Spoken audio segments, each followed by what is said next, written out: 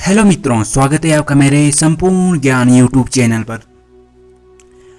Chapter 16 की कुछ 10 कड़वी बातें। संसार एक कड़वा वृक्ष है। आज मैं 10 ऐसी बातें बताऊंगा संसार के बारे में। Powerful lesson of Chanakya Niti, संपूर्ण ज्ञान by created video on upload channel. Acharya Chanakya ने इस संसार को एक कड़वा वृक्ष क्यों कहा है? जो लोग अपने जीवन को सिर्फ एक दुख का कारण समझते हैं और वो ये समझते हैं कि मैं अपने जीवन में कुछ नहीं कर पाया और अपना जीवन, अपनी किस्मत, अपने जीवन को उसको बुरा कहता है, तो उस व्यक्ति को जो उसके साथ हुआ है वो उसके साथ उस समय कहते हैं कि अच्छा हुआ है, क्योंकि वो मूर्ख व्यक्ति ये भूल गया कि उसके पास अमृत होकर भी, औषधियां होकर भी उसका पान करना नहीं सीख पाया, जान पाया। चाणक्य का तात्पर्य कड़वा वृक्ष ये है कि इस कड़वे वृक्ष में अनेकों औषधियां, अनेकों अमृत वाली औषधियां पदार्थ छिपे हुए हैं। अगर इंसान चाहे तो अपना जीवन इन्हीं से बनाकर अपना सारी वस्तुएं प्राप्त कर सकता है और अपना एक अच्छा जीवन जी सकता है। जहाँ दुख है वहाँ सुख, और जहाँ सुख है वहाँ अधिक सुख। संसार एक कड़वा वृक्ष इसीलिए तो कहलाता है कि संसार में आपकी बुराई भी है, अच्छाई भी है। अगर आप अच्छा कार्य करने जाते हो तो लोग तुम्हारी बुराई भी करते हैं, तुम्हारी निंदा भी करते हैं, तुम्हारी आलोचना भी करते हैं, परंतु तुम्हें उनसे ऊपर हटके ही देखना पड़ेगा, क्योंकि उन लोगों को ही तो ऐसी औषधियाँ प्राप्त होती है इस संसार में। जो लोग सिर्फ ये सोचते हैं कि संसार बस एक मोह माया है, उनकी बात, मोह माया वाली बात अलग है। मोह माया ये आध्यात्मिकता के मार्ग पे जो चलते हैं उन्हें मोह माया नहीं, सिर्फ वो रखते नहीं। इसका बस एक ही मतलब है कि आप रखते क्या हो, चाहते क्या हो। आप दूसरों को न मत देखो कि मोह माया के लिए तो मेरे लिए वही है। आप जो चाहते हैं वो करो। आप अपना सपना नहीं मारो, आप अपने जीवन का लक्ष्य ना मारो। आप उसे प्राप्त करने के लिए जी जान से खुद को ही जो कोड़ दो उसके अंदर। क्योंकि बेहतर है कि इस तरह की दुर्विधा में मरने से अच्छा कि सपनों में रहकर मारो खुद को। क्योंकि आप सपने पूरे करके अपने जीवन अच्छे तो जी पाएंगे, आत्मा को तृप्ति, शांति, आपको सुख प्राप्त होगा कि मैंने वो किया है जो किसी को नहीं किया है। एक गर्व होगा खुद पर। दूसरी बात कही है, मनुष्य को इनका पालन करना जरूर चाहिए। मतलब कौन सी बातें? चाहे वो धन रूपी, धनहीन, कपटी व्यक्ति, धर्म आदि, कर्म, अर्थ और जो सुख तुम्हें मिले, इनका एहसास प्राप्त करो, मतलब सहवास प्राप्त करो। जो मनुष्य ऐसा नहीं कर पाता वह ना तो स्वर्ग में जाता ना अन्य लोकों में, उसे वहां भी असनाम ही मिलेगा, मतलब अपमान ही मिलेगा उसके कार्य के अनुसार। सिर्फ कर्म, इसलिए तुम्हारा जीवन अच्छा हो हमेशा होगा, क्योंकि तुम्हारे कर्म अच्छे करो। कहने का मतलब है कि तुम्हें पालन करना होगा। धनी हो तो उसका पालन करना होगा। कुछ लोग धन होने पर रास्ता ही भटक जाते हैं, गलत काम करने लग जाते हैं। धनहीन कपटी, इसका मतलब क्या है? धनहीन कपटी, आपको धनहीन होने पर कपट नहीं करना, छल कपट से धन अर्जित नहीं करना, वो ज्यादा समय तक नहीं टिकता। धन कपटी व्यक्ति से दूर रहना। धर्म पे ही हमेशा चले रहना। धर्म, अर्थ, मतलब अपने काम को ही अर्थ देना। धर्म, अर्थ, कर्म, इन तीनों का मतलब समझते हो? इसके ऊपर मैं ऑलरेडी एक वीडियो बना चुका हूँ, उसको जरूर वॉच आउट करना बारीकी से, तो आपको समझ वहीं आएगा। अपना धर्म का पालन करना और अर्थ तभी तो समझ आएगा। कर्म करते चलो, फल की इच्छा मत करो। जो कर्म आपका है, आपका गोल है, आपका जो लक्ष्य है, कर्म वही करते रहो। एक दिन उसका अर्थ अपने आप निकल कर आएगा तुम्हारे सामने। और जो सुख तुम्हें मिल रहा है उसका सहवास करो, प्राप्त करो कि बस सुख है। और सुख बनाने से बनता है, ना कि आता है। और जो लोग ये समझते कि ये सब बेकार है ना, वो उसको ना तो स्वर्ग में ना नरक में, किसी भी लोक में जाते ना, उसे हमेशा इसका अपमान ही नजर आता है। इसलिए तुम अगर जीवन अच्छा बनाना चाहते हो तो सिर्फ कर्म, इसके माध्यम से तुम्हें कर्म करने होंगे। इसलिए जीवन अच्छा हो, हमेशा सत्कर्म करते रहो। तीसरी बात, कुछ मनुष्य कामुकता के प्रति, संसार की ही बातें हैं, कुछ मनुष्य कामुकता के प्रति अन्य स्त्री को अपनी कठपुतलियां समझता है। वास्तव में वो नहीं समझता कि उन्हें ही सांप के विष की तरह डंसा जा सकता है। ऐसे मनुष्य जो स्त्री को भोग की वस्तु समझते हैं, भोग की वासना समझते हैं, वासना के लिए, तृप्ति के लिए, मिटाने के लिए ये समझते हैं, वो वास्तविकता में नहीं है।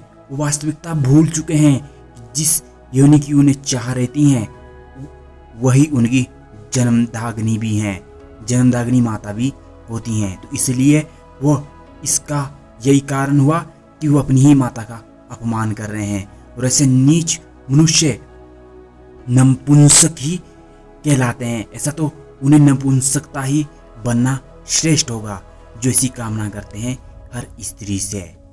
उनकी नपुंसकता ही उनके हीनता का एक दिन कारण अवश्य बनेगी। तो स्त्री को ऐसा समझने वाले दुरात्मा, उन्हें अगले जन्म में भी मनुष्य की वेश्याओं में जन्म लेना पड़ेगा और कष्ट भोगने पड़ेंगे।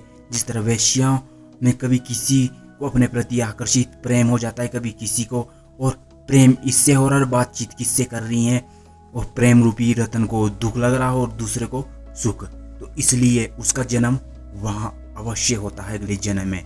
जैसे पुरुषों को समझनी होगी ये बात, जो इस तरह का नपुंसकता, इस तरह की कामुकता अपने अंदर रखते हैं। चौथी बात, गुणी मनुष्य कौन होते हैं? जो मनुष्य दूसरे लोगों द्वारा अपनी गुणवत्ता की प्रशंसा की जाए। मतलब गुणी व्यक्ति वो होते हैं कि जो दूसरों के द्वारा उनकी गुण की प्रशंसा करते हैं, ना कि वो कुछ लोग समाज में मेरे पास ये है, मेरे पास वो है और मैंने ये किया है, देखो मेरे इस गुण ने इतना बड़ा रिजल्ट दिया है, इसने मेरे एक छोटे से गुण ने इतना बड़ा कार्य कर दिया है। अपनी प्रशंसा खुद नहीं होती कभी। अपने बाल काटने चलोगे तो आधा अधूरा कटेगा, अगर नाई से कटाओगे तो बहुत सुंदर कटेगा। तो इसलिए गुण समाज में शांति ज्ञान का प्रभाव भी लाता है। अगर वो अपने अंदर ही नहीं आता तो बाहर तो क्या खाक आता है फिर। तो इसलिए गुणवत्ता हमेशा दूसरों के मुंह से अच्छी लगती हैं। पांचवी बात, जो मनुष्य इस संसार में अपूर्ण की तरह, मतलब संसार में आभूषण की तरह चमकना चाहता है, कहने का मतलब जो मनुष्य संसार में आभूषण की तरह चमकना चाहता है तो उसे सोना बनने के लिए उस व्यक्ति को चाहे कितने भी सोने के आभूषण खरीदने पड़े, उनसे वो सुशोभित नहीं हो सकता। अगर वो सोने की तरह चमकना चाहता है संसार में तो सोने की तरह उसे तपना होगा, लोहे की भट्टी में उस तरह से जलना होगा जिस तरह से सोने की गुणवत्ता को निखारा जाता है। तभी वो व्यक्ति अपनी शुद्धता पूरे संसार में बिखार सकता है। रतन स्वर्ण ऐसे नहीं बनता, उसे भी कई परीक्षाओं से गुजरना पड़ता है, और आभूषण बनने के लिए आपको भी कई परीक्षाओं से गुजरना पड़ेगा। तभी तो वो स्वभाव आपका चमकेगा और पूरी दुनिया को रोशन करेगा और अपनी तरफ आकर्षित करेगा। तभी तो आप एक शोभित रतन कहलाओगे। आप रतन ही कहलाओगे जिस तरह से सोना है, क्योंकि आप अपने गुणों से उन्हें सुशोभित कर रहे हो, और सोना अपनी शुद्धता, अपने रंग से लोगों को शोभित करता है। तो हमेशा जब आप विवेकपूर्ण अपने गुणों को विकास करके आप एक दिन इस संसार में सुशोभित तो अवश्य हो जाओगे। तो गुणों को ग्रहण कीजिए, सौंदर्य अपने आप ही आ जाएगा। सौंदर्य के पीछे मत जाइए, ये तो मिट्टी है, आज है तो कल नहीं है। छठवीं बात, अपने गुण को विकसित करके समाज में अच्छे कार्य में वह गुण लगाने चाहिए, उन गुणों को लगाना चाहिए ताकि आप समाज में जाने जाओ और अमर रह सको। बर्बरीक, दानवीर, कर्ण से भी क्यों ऊपर नाम, उनसे ऊपर दानी है वो, परंतु कर्ण का भी नाम दानी के रूप में आता, बल्कि वो एक असुरों का, एक गलत लोगों का साथ दिया है उसने। बर्बरीक कैसे? उनके पास इतने अच्छे गुण भी थे, इतने अच्छे संस्कार भी थे, इतनी अच्छी पावरफुल शक्तियां भी थी कि वो अपने 3 अमोघ बाण से मां आदिशक्ति से जो मिले थे तो पूरी कौरव पांडवों को परास्त कर सकता था। परंतु जनार्दन ने उन्हें ऐसा करने से रोक दिया था और उन्हें सत्य दिखाया और उन्होंने अपना शीश भगवान कृष्ण को समर्पित कर दिया और पूरी दुनिया में अमर हो गए, और जिन्हें आज खाटू श्याम के नाम से पूरी दुनिया में विख्यात जाना जाता है। उनके 3 साइन भी है, तीर। वो अमोघ शक्ति थी जो धरती, पताल, स्वर्ग को एक साथ भस्म करने की क्षमता रखते थे। साक्षात त्रिदेव के श्रेष्ठ भगवान शिव के त्रिशूल के समान ही थे वो। तो हमेशा अपने गुण को, कहने का मतलब है कि उन्होंने जिस तरह से अपनी गुणवत्ता दिखाई उस महाभारत में, द्रौपदी से लेकर उन्हें पूरा सब कुछ देखा, और लास्ट में जब गांधारी ने श्राप दिया तो वो जो उन्होंने गुण विकसित किए, जो उन्होंने अपने गुण से विकसित किए, तो समाज में हमेशा उस समय अच्छाइयाँ फैलाते थे। बर्बरी के महान राजा भी थे और राक्षस कुल में पैदा हुए थे, लेकिन उन्होंने राक्षस जाति को इतना सुशोभित कर रखा था अपने ही ज्ञान से, गुणों से। और जब गांधारी को उनका सच का पता चला, वासुदेव की, भगवान कृष्ण की लीलाओं का पता चला, तो वो भी मंत्रमुग्ध हो गई। वो भी भूल गई हैं कि मैं स्वयं अपने ही ईश्वर का अपमान कर बैठी। तो गुण का कारण मतलब समाज में इस तरह से डालो कि तुम्हारे ना रहने के बाद भी तुम हीरे के समान, सोने के समान रह सको। ऐसा बनो कि जिस तरह से हीरा सोने में जड़ रहने के लिए आशा करता रहता है, तो गुणी प्रभाव वाला हमेशा समाज में डालकर वो जैसा व्यक्ति बनने के लिए अड़ीग रहता है। गुणी है जो आपको अधिक गुण प्राप्त करवा सकता है, मतलब समाज में ऊंचा पद दिलवा सकता है। इसलिए मनुष्य को इस रतन को ग्रहण करना चाहिए, लोग इसे ग्रहण नहीं करते। बर्बरीक दानवीर कर्ण से भी श्रेष्ठ महदानी थे, अमर हो गए। उन्हें खुद देवता ईश्वर की उपाधि मिली। इसलिए गुण विकसित कीजिए। आपको बर्बरीक जैसे गुण विकसित करने हैं, ना कि कर्ण जैसे। 7वीं बात, धन किस तरह कमाया। धन किस तरह कमाएं, मनुष्य को यह समझना होगा। जो लोग धन सिर्फ लोभ, अपनी इच्छाओं को पूर्ण करने के लिए करते हैं, तो उनका नष्ट हो जाता है स्वतः ही। धन कैसे कमाएं, मनुष्य को यह समझना होगा कि वो जो धन कमा रहा है वह धन ऐसा हो कि ना ही वो किसी को हानि दे, ना ही किसी को कष्ट दें, और ना ही छल पूर्वक कमाया जाए, और ना ही किसी का हित बिगाड़े, ना किसी को कुछ बिगाड़े, और ना ही धन किसी गिड़गिड़ाकर प्राप्त करना चाहिए। जो तुमने मेहनत से कमाया है तुम्हें वही प्राप्त होना चाहिए।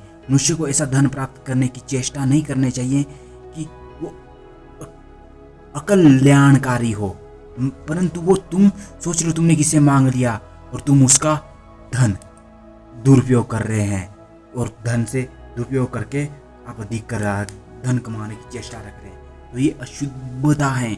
इस तरह की लक्ष्मी शुभ होकर आपसे हमेशा के लिए लुष्ट हो जाएगी, तो कभी भी आपके पास नहीं रहेगी। लक्ष्मी वहाँ कभी वास नहीं करती, और तुम्हारी जिज्ञासा भी तुम्हारे अंत का कारण ही बनेगी। धन वही है जो कठिन परीक्षण द्वारा प्राप्त किया जाता है, वही सुखपूर्वक है। कठिन परीक्षण से धन प्राप्त करें, जिसके लिए समय कितना क्यों ना लगे। 8वीं बात, धन के लाभ। धन लोभ नहीं, लाभ देखो। धन के लाभ। धन एक ऐसा साथ रूपी मित्र है, जहां मित्र आदि रिश्तेदार परिवार ना हो, वहां धन रूपी मित्र तुम्हारा साथ होता है।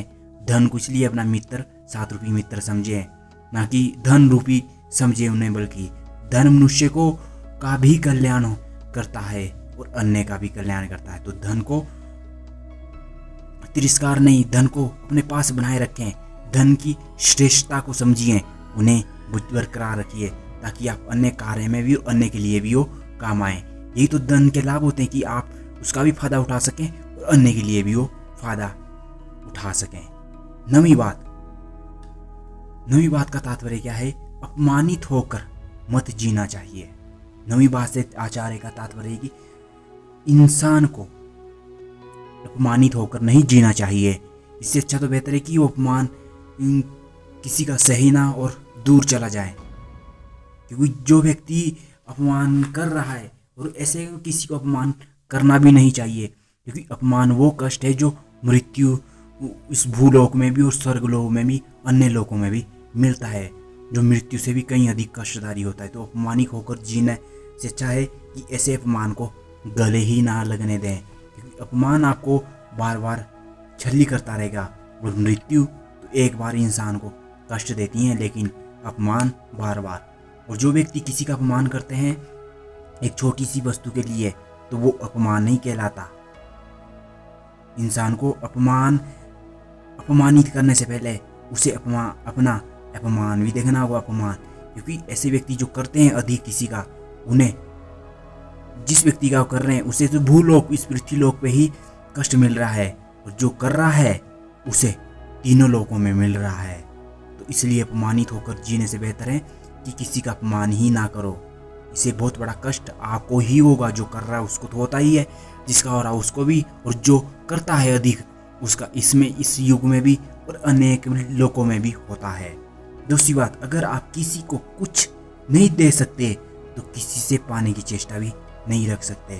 अगर आप किसी को कुछ दे नहीं सकते तो कम से कम उसके साथ मधुर वाणी ही प्रकट कर दीजिए। वाणी द्वारा सबका अधिकार है। वाणी पर एक ऐसा अधिकार है जो सबका है। जिस मनुष्य में यह गुण है कि किसी को कुछ दे नहीं सकता, वो वाणी से अच्छे प्रकट कर देता है अपनी वाणी से वचन। और जिसके पास पता है अच्छी वाणी है ना, वो अच्छे वचन, मीठे मीठे वचन बोलकर भी सबको प्रसन्न करके दानी से भी अधिक दानी कहलाता है। याद रहे, मधुर वाणी हर जीव के साथ प्रकट करनी चाहिए, क्योंकि दान से भी कहीं अधिक वाणी श्रेष्ठ होती हैं। लास्ट बात ऑफ द एंडिंग्स 12 इन दो अनमोल रत्नों को हमेशा अपने साथ रखना। मैंने एक बात एडिशनल ऐड कर ली, सोचा इसके साथ भी आपके साथ साझा कर लूं कि इन दो अनमोल रत्नों को हमेशा अपने साथ रखना। शांत स्वभाव और विद्यारूपी रतन, विद्यारूपी यतन। जब आप भी शांत स्वभाव, कुछ लोग विदेश जाके अपना स्वभाव ही भूल जाते हैं, और जब वापस आते हैं यू नो आई नो शे यूं है ना, ऐसे करते हैं और अपना स्वभाव भूल जाते हैं। हिंदी वाला दूसरा अंग्रेजों वाला अपनाते हैं, तो उन्हें उस आचरण में आने के लिए बहुत कष्ट होता है। जो शांति उनके अंदर बरकरार होनी चाहिए थी वो कभी कर ही नहीं पाते। तो अपना शांति रूपी स्वभाव, विद्या रूपी यत्न, जब भी आवश्यकता पड़े तब आप इन्हें उपयोग कर सकते हैं, और किसी प्रकार किसी भी समय।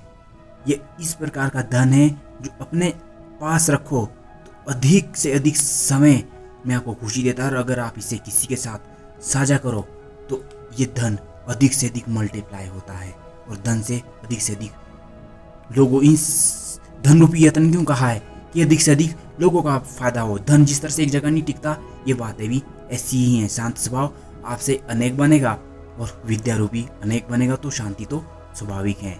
यह तीन चीजें अब मैं लास्ट में कहने जा रहा हूँ कि क्यों यह तीन चीजें आपके जीवन में नाशवान हैं अगर आप इन्हें समझते नहीं।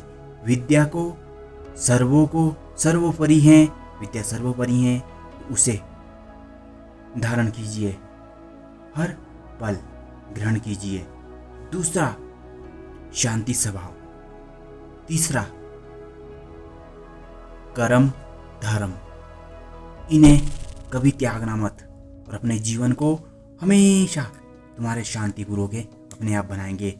17वें अध्याय की कुछ बातें जानने के लिए चाणक्य नीति इस चैनल को सब्सक्राइब करें। अब बहुत जल्द हमारे अध्याय स्टार्ट होने वाले हैं भागवत गीता के, साथ में हम सूत्र भी बताते रहेंगे चाणक्य नीति के। धन्यवाद। इसी तरह की वीडियो देखने के लिए चैनल पे बार बार आएँ और संपूर्ण करें, अपने दोस्तों के साथ शेयर करें। सनातन धर्म से, हमारे शास्त्रों से ज्ञान जानने के लिए चैनल को भी, क्योंकि आप जान पाओगे और लोगों को जना पाओगे, तभी हम अपने जीवन में, अपने भारतवर्ष में अधिक शांतिपूर्वक और अपने शांति फैला सकें और धर्म कर्म का अधिक प्रचार कर सकें। धन्यवाद।